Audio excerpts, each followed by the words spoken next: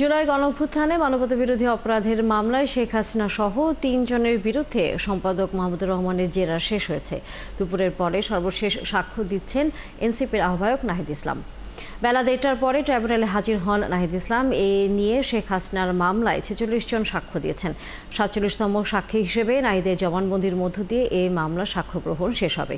সাক্ষ্য ও জেরায় ভারত সরকারের নিয়ন্ত্রণে বাংলাদেশ কিভাবে পরিচালিত হতো, গত ১৭ বছরে ফ্যাসিবাদের উত্থান, বিকাশ ও পরিণতির বর্ণনা উঠে এসেছে। হাসিনা কিভাবে বিরোধী পক্ষকে দমন করে অবৈধ ক্ষমতায় টিকেছিল তা তুলে ধরে হাসিনা সর্বোচ্চ শাস্তি দাবি করেছেন মাহমুদুর রহমান। এই মামলায় সব সাক্ষী আসামিদের বিচার দাবি করেছেন। এদিকে ট্রাইব্যুনাল ২-এ আশুলিয়া ৬ মরদেহ পোড়ানোর মামলায় দ্বিতীয় দিনের সাক্ষ্য গ্রহণ ও জেরা চলছে। সাক্ষ্য দিচ্ছেন জুলাই শহীদ সাজ্জাদ হোসেনের পিতা। তিনি ট্রাইব্যুনালে বলেন, তার সন্তানকে যেভাবে পুড়িয়ে মারা হয়েছে তা নৃশংসতার সব মাত্রা ছাড়িয়েছে। জড়িত কেউ যেন ছাড় না পায়। ৪৬তম সাক্ষী জনাব মাহমুদুর রহমান সাহেবের সাক্ষ্য গ্রহণের মাধ্যমে আমাদের ওনার সাক্ষ্য গ্রহণ পর্বটা শেষ হলো। দ্বিতীয়ার্ধে আমরা আশা করছি আমাদের ৪৭তম সাক্ষী জনাব নাহিদ ইসলাম এই আদালতে সাক্ষ্য প্রদান করবেন। আজকে জনাব মাহমুদুর রহমানের সাক্ষ্যের মধ্যে অর্থাৎ আসামি শেখ হাসিনা এবং আসাদুজ্জামান খান কামালের আইনজীবীর জেরার জবাবে দুটো উল্লেখযোগ্য বিষয় তিনি অবতারণা করেছেন। দর্শক, এ বিষয়ে বিস্তারিত জানাতে ট্রাইব্যুনাল থেকে যুক্ত হচ্ছেন সহকর্মী সৈকত সাদিক। সৈকত, নাহিদ ইসলামের সাক্ষ্য গ্রহণের প্রক্রিয়া চলছে কিনা এখনো, এবং একই সাথে আর কারো সাক্ষ্য নেওয়া হবে কিনা আজকে? আজকে প্রায় কর্মঘণ্টা প্রায় শেষ দিকে আছে এবং দুপুরের বিরতির পরে কিন্তু ৩টা আর কিছুক্ষণ আগেই জুলাই আন্দোলনের যে অন্যতম বা প্রধান সমন্বয়ক নাহিদ ইসলাম তিনি এখন শেখ হাসিনার বিরুদ্ধে যে মানবতা বিরোধী অপরাধের মামলাটা সেই মামলার সাক্ষ্য দিচ্ছে।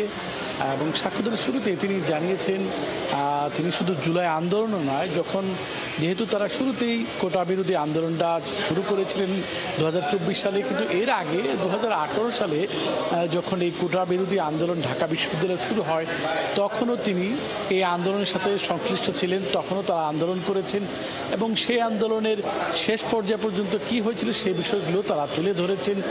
এরপর এখন ২০২৪ সালের যেই কোটা বিরোধী আন্দোলন, যে আন্দোলন পরে ছাত্র জনতার আন্দোলন থেকে গণ অভ্যুত্থানের রূপ নেয় এবং যার মাধ্যমেই ৫ই আগস্ট শেখ হাসিনার পতন হয়, সেই আন্দোলনের রূপরেখাই তিনি তুলে ধরছেন। এই মুহূর্তে এখন পর্যন্ত যে জায়গায় তিনি এসেছেন, তিনি বলছেন যখন তারা ৩-৪ তারিখ থেকে আন্দোলন শুরু করেন, আন্দোলন শুরু করতে এক পর্যায়ে যখন ১৪ই জুলাই তারা রাষ্ট্রপতির কাছে স্মারক দিতে যান, স্মারক দেন, ওদিন রাতেই কিন্তু তখনকার যে প্রধানমন্ত্রী শেখ হাসিনা একটি সংবাদ সম্মেলনে যারা আন্দোলন করছিলেন তাদেরকে রাজাকারের নাতিপুতি বলে আখ্যা দেন বা রাজাকারের বাচ্চা বলে আখ্যা দেন। তারা বলছেন তাদের জন্য এই বক্তব্যটা ছিল খুবই অমর্যাদাকর এবং অপমানজনক, এবং এর বিরুদ্ধে কিন্তু রাতেই তারা ঢাকা বিশ্ববিদ্যালয়ের হল থেকে বেরিয়ে তারা বিক্ষোভ করেন এবং তারা দাবি জানান শেখ হাসিনার এই বক্তব্য প্রত্যাহার এবং তাকে ক্ষমা চাওয়ার।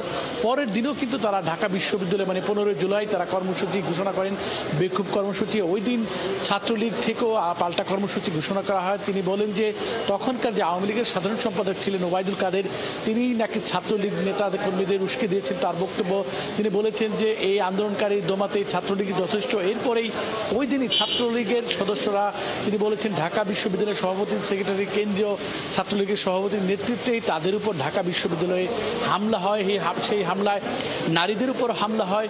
এই ছাত্রলীগের নেতাকর্মীরা বহিরাগতদের ভাড়া করে নিয়েই তাদের উপর হামলা চালায় এবং তারা বিকেলে যখন ঢাকা মেডিকেলে চিকিৎসা নিতে যান ওই সময় ছাত্রলীগ তাদের উপরে হামলা চালায়। সেই বিষয়গুলো তিনি তুলে ধরেছেন। এর পরবর্তীতে ১৬ই জুলাই যেদিন আবু সাইদ রংপুরে এই জুলাই অভ্যুত্থানের প্রথম শহীদ হয়, তার মৃত্যু এবং চট্টগ্রামে ওয়াসির মৃত্যু, এই সব মৃত্যুর প্রতিবাদে, এই সব যে মৃত্যুর প্রতিবাদে তারা গায়েবী জানাজা শুরু করেন, সেইখানেও তাদের উপর আক্রমণ হয়। সেই সব বিষয়গুলো এখন পর্যন্ত তিনি তুলে ধরছেন। যেহেতু জুলাই আগস্ট পর্যন্ত, তারপরও এটা শেষ করতে হয়তো আগামী দিন পর্যন্ত লাগতে পারে।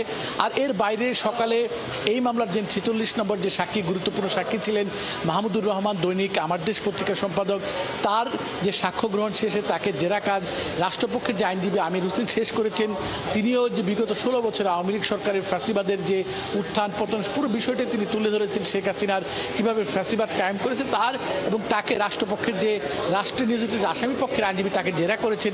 এবং তিনি বলেছেন যে মাহমুদুর রহমান তার নিজস্ব মতামত এখানে ব্যক্ত করেছেন এবং তিনি যে শেখ হাসিনা তার উপর তার যে বিদ্বেষ জিজ্ঞাসা, এর জন্য তিনি এখানে এইসব বক্তব্য দিয়ে গেছেন।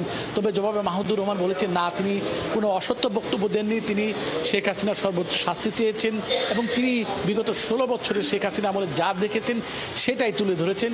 এর বাইরে তানিয়া আন্তর্জাতিক অপরাধ ট্রাইব্যুনাল 2 জুলাই অভ্যুত্থানের আশুলিয়ার যে মামলাটি, সেই মামলায় সাক্ষীকে আসামি পক্ষের আইনজীবীরা জেরা করছেন।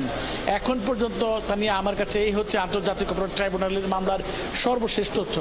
ধন্যবাদ শরীকুল সাদেক। নিশ্চয়ই ফিরবো আমরা পরবর্তীতে আবারও নতুন কোনো তথ্য আপনার হাতে এসে পৌঁছলে। দর্শক, সহকর্মী শরীকুল সাদেক ছিলেন আমাদের সাথে এতক্ষণ আন্তর্জাতিক অপরাধ ট্রাইব্যুনাল থেকে।